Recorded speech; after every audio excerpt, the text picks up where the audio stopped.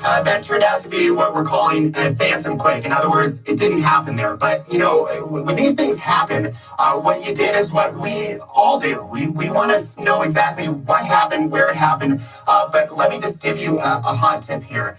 Almost always the initial reports on earthquake location as well as magnitude are off, sometimes by a lot. So you have to wait for the real experts to dig through the data and find the signal through the noise. This is noise. This was right after it happened. We had a report of an earthquake near Stockton, another one over here by Mono Lake, and then a cluster in what ended up being the true location. And you can see the magnitude here, 5.9. It was then upgraded to 6.0. So again, initially, if you live somewhere and then you look at that and say, hey, well, that was near me, so that must be it. Just give it a little bit of time before the truth emerges from all that data, because it's just all at once.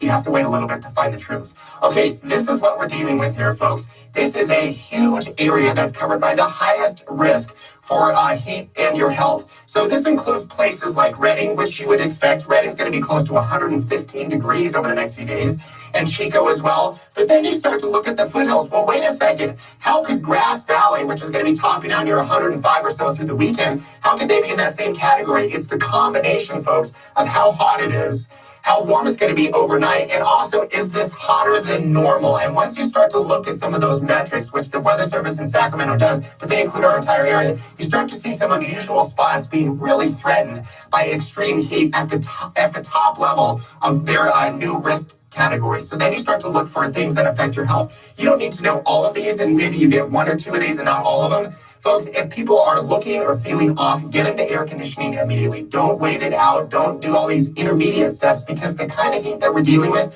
will take you from having some symptoms to heat stroke very quickly. And that's when things get really bad very quickly. That's when you have to call 911. So this is the area that's included. It's basically everybody. And I want to highlight something here. In California, we have a lot of microclimates. So if it gets hot, you can drive to better weather. So some people may be heading to Tahoe. Folks, your destination, if that's it, it's going to be in the 90s. A lot of people will be camping this weekend. Folks, it's going to be 100 degrees during the day and in the 90s and 80s overnight in some of the foothill spots. So camping is one of those things. You really have to come up with a plan here, how you're going to deal with this.